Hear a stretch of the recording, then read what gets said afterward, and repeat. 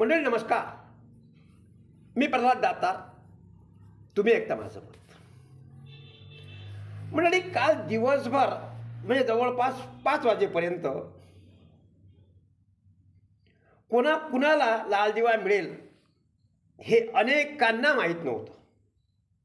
आणि जे काही अंदाज आराखडे किंवा सूत्रांची माहिती जी आपण म्हणजे मुख्यमंत्री उपमुख्यमंत्री यांचा शपथविधी झाल्यापासून ते कालपर्यंत म्हणजे जवळपास 10 दिवस जी काही सूत्रांची माहिती आपण ऐकत होतो ते सूत्र साफ खोटे ठरले.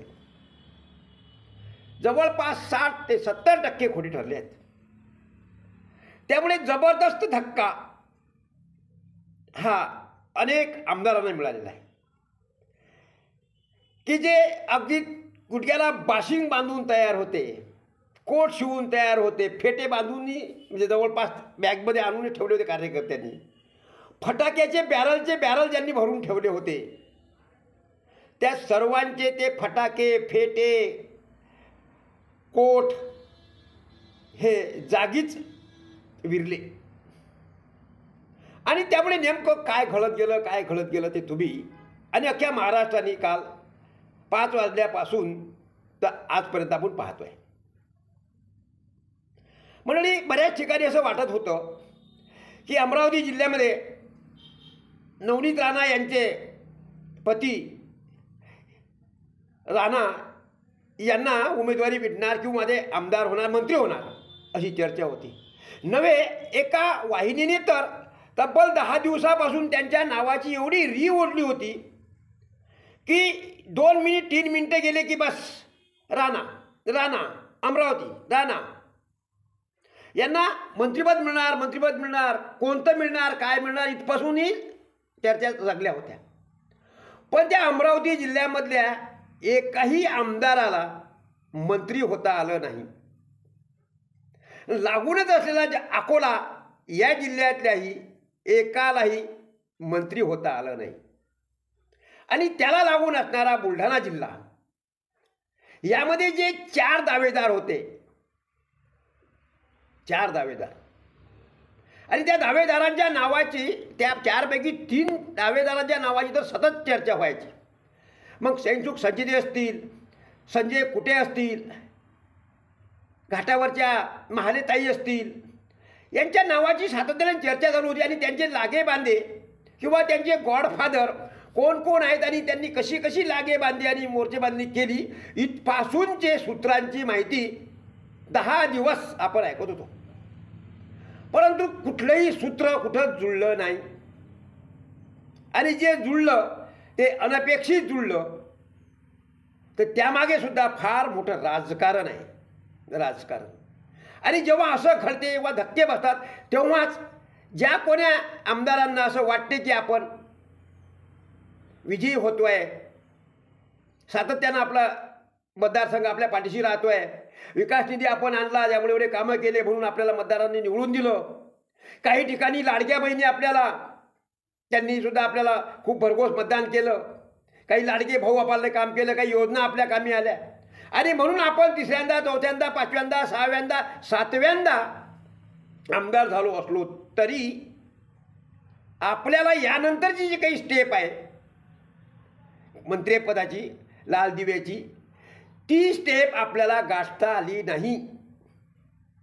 म्हणजे जळगाव जामोद मतदारसंघाच्या बाबतीत सांगायचं म्हटलं तर जळगाव जामोद मतदारसंघाचे आमदार संजय कुटे हे 5व्यांदा यावेळेस विधानसभेमध्ये पोहोचले आहेत. एक तरुण तळपदार आमदार म्हणून त्यांची आज विदर्भभर ख्याती आहे, राज्यभर त्यांना ओळखले जाते. आणि सध्याचे मुख्यमंत्री देवेंद्र फडणवीस यांचे ते अत्यंत जवळचे स्नेही आहेत अशीही सर्वत्र चर्चा आहे. नव्हे ते असल्याचं दिसते सुद्धा. तरी पण त्यांच्या बाबतीत असलेली चर्चा किंवा रवी राणा यांच्या बाबतीत असलेली चर्चा ही अगदी फोल ठरली. अमरावतीवाले तर खूप शोकमग्न झालेले आहेत की एकाही आमदाराला अमरावती जिल्ह्याला मंत्रिपद नाही, अकोला जिल्ह्याला मंत्रिपद नाही. नुसतं अकोला अमरावतीच नाही, असे अनेक जिल्हे आहेत 12-13 की ज्या जिल्ह्याला सध्या मंत्रिपद नाहीत. राज्यमंत्रीपद त्यांच्या वाट्याला आलेलं नाही. मी प्रामुख्याने जळगाव जामोद यासाठी सांगतो की 4 वेळा निवडून आलेले संजय कुटे यावेळेस 5व्यांदा विधानसभेमध्ये बाजी मारली, चांगल्या मताधिक्याने ते निवडून आले. त्यामुळे असं वाटत होतं की निश्चितच या आमदाराचे आज भाग्य उजळते किंवा या मतदारसंघाचं भाग्य उजळते, या मतदारसंघाला लाल दिवा मिळते. ही काळ्या दगडावरची रेख इथपर्यंत समीकरणं मतदारांचे किंवा त्या मतदारसंघातल्या भाजपा नेत्यांचे, नवे जिल्ह्यातल्याही बऱ्याचशा नेत्यांचे जुळले होते. पण झालं वेगळंच. मंडळी 7व्यांदा जयसुख संचेती विधानसभेमध्ये गेले आहेत.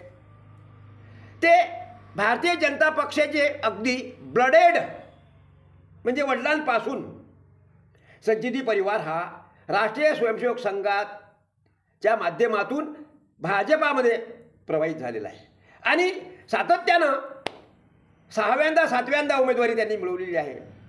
त्यामुळे हे नाव मोठ्या प्रमाणात चर्चेला होतं. या नावाची सुद्धा मोठी चर्चा होती. नितीन गडकरीसारखं भरभक्कम पाठिंबा हा त्यांना आहे आणि त्यामुळे संचेती हे यावेळेस बुलढाणा जिल्ह्यातून आमदार मंत्री असतील, कामदार असतील असं वाटत होतं, नामदार असतील असं वाटत होतं. पण ते थांबलं. त्यानंतर दुसऱ्या अपेक्षा अशा होत्या की ते जर थांबतील किंवा गडकरींची मात्रा जर चालणार नाही तर देवेंद्र फडणवीसांचे निश्चित मित्र हे डॉक्टर संजय श्रीराम कुटे हे 5व्यांदा निवडून आले आणि यांच्या मतदारसंघामध्ये जेव्हा केव्हा देवेंद्र फडणवीस यांचा दौरा मागं झाला होता तेव्हा त्यांनी सांगितलं होतं की तुम्ही तुमच्या आमदाराला निवडून आणा, मंत्री देण्याची जबाबदारी, पद देण्याची जबाबदारी माझी.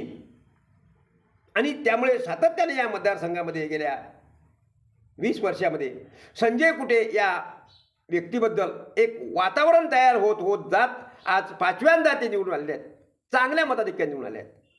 खरं म्हणजे यावेळेची निवडणूक ही त्यांच्यासाठी अभी नाही तो कभी नाही अशी होती.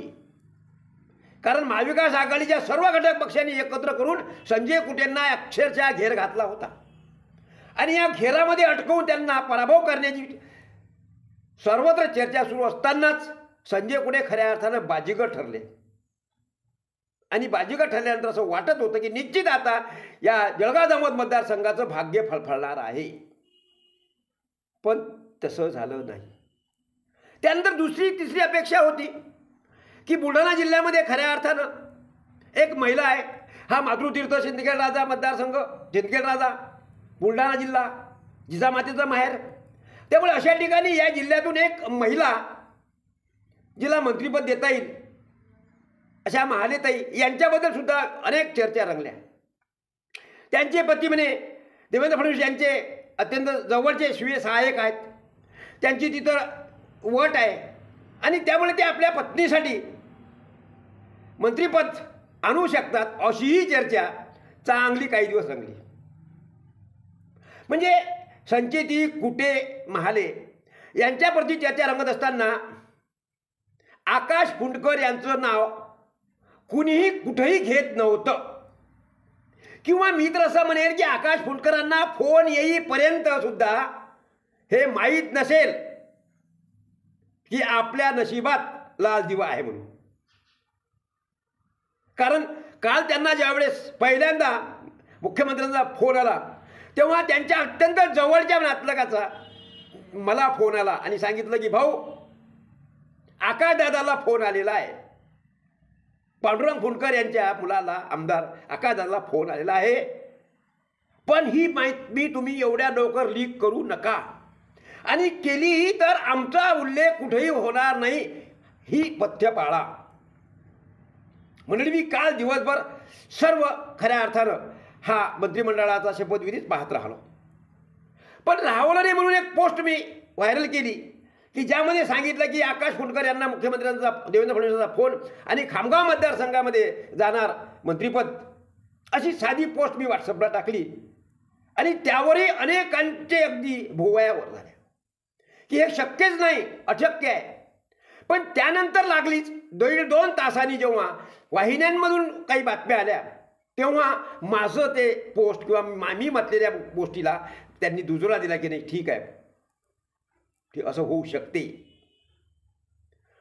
मंडळी यामध्ये अनेकांना असं वाटते की आकाश फुंडकर हे जवळपास तिसऱ्यांदा आमदार झाले आणि आकाश फुंडकरांना पाहिजे तेवढा विधानसभेतला अनुभव नाही, पाहिजे तेवढं ते विधानसभेमध्ये बोललेलेही नाहीत, प्रश्नही मांडण्यामध्ये ते कमी पडलेले आहेत किंवा त्यांच्या मतदारसंघामध्ये त्यांना विरोधकसुद्धा प्रभावी आहेत, पॉवरफुल आहेत आणि अशा परिस्थितीत ते तिसऱ्यांदा निवडून येतील की नाही ही शंका होती. आणि एक सभ्य आणि साधं व्यक्तिमत्व भाऊसाहेब फुंडकर यांचे चिरंजीव असल्यामुळे वडिलांची पुण्याही फळाला आली आणि एक दोन टप्प्यामध्ये त्यांनी जे काही त्या भागासाठी मतदारसंघात निधी खेचून आणला, कामं केली, ते त्यांच्या आळ आलं आणि ते यावेळेस तिसऱ्यांदा आमदार झाले. आमदाराचे आता ते नामदार झाले. त्यामुळे अशा परिस्थितीत हे तीन जे दिग्गज होते या तिघांच्या बाजूला सारून आकाशदादा फुंडकर यांना जेव्हा मंत्रिपदासाठी ऑफर आली किंवा फोन आला तेव्हा अनेकांच्या भुवया उंचावल्या आणि त्यामध्ये नेमकं जळगाव जामोद असेल, मलकापूर असेल, सिंदखेडचा देऊळगाव राजा असेल, या भागातील तमाम भाजपा कार्यकर्त्यांचे डोल इरले. म्हणजे आमच्या ग्रामीण भागात सांगायचं म्हणजे कोंब जिरला, त्यांचा कोंब जिरला. आणि आकाशदादांना मग त्यानंतर मंत्रिपदाची शपथ वगैरे घेतली आणि ते आज रोजी मंत्री असतील. खातं कोणतं मिळते हा भाग नंतरचा आहे. पण यामध्ये असं का व्हावं याची जेव्हा मी आत्मपरीक्षण केलं, माझं आत्मपरीक्षण केलं किंवा राजकारण असं का होते की खऱ्या अर्थानं पाचव्यांदा निवडून संजय कोटेंनी जे काही करायचं आपल्या परीने ते केलं आणि आपल्या मतदारसंघाचा सर्वांगीण विकास आता आगामी 5 वर्षाच्या काळात आपल्याला करायचा आहे. यासाठी म्हणून मतदारासह त्यांची ही निवडणूक खऱ्या अर्थानं मतदारांनी हातात घेतली होती की आता पाचव्यांदा आपण जर या व्यक्तीला निवडून आणलं तर निश्चितच पाचव्यांदा, चौथ्यांदा, तिसऱ्यांदा म्हटलं की मिनिस्ट्री असते आणि त्यामुळे ते मंत्रिपद आपल्या मतदारसंघाला येईल. म्हणून मतदारसंघातील तमाम मतदार मोठ्या संख्येनं नव्हे बराचसा विरोधी पक्षातला मोठा गट हा सुद्धा संजय कोटेच्या पाठीशी यासाठी राहिला की यावेळेस त्यांना लाल दिवा आहे, मिनिस्ट्री आहे, म्हणजे आपल्या मतदारसंघातल्या अजून जो काही अनुशेष असेल विकास कामांचा तो संपूर्ण भरून निघू शकते. त्यासाठी म्हणून त्यांनी जेवढं रान केलं त्यापेक्षा जास्त रान कार्यकर्त्यांनी केलेलं आहे आणि त्यामुळे संजय कोटे यांचा तो विजय झालेला आहे. आणि अशा विजयानंतर जे काही बक्षीस पाहिजे असते ते खऱ्या अर्थानं लाल दिव्याचं पाहिजे होतं, पण ते दिल्या गेलं नाही. मंडळी, तुम्हाला एक सांगितलं पाहिजे, यावेळेच्या विधानसभेच्या निवडणुका ह्या भारतीय जनता पक्षाचा मातृ पक्ष किंवा मातृस्थान असणाऱ्या राष्ट्रीय स्वयंसेवक संघाच्या संपूर्ण तयारीतून झालेला आहे. मग राष्ट्रीय स्वयंसेवक असेल, बजरंग दल असेल, विश्व हिंदू परिषद असेल किंवा ज्या काही फ्रंटल ऑर्गनायझेशन RSSच्या असतील, या सर्वांनी खऱ्या अर्थानं मतदान जागृती केली आणि राज्यामध्ये केंद्रात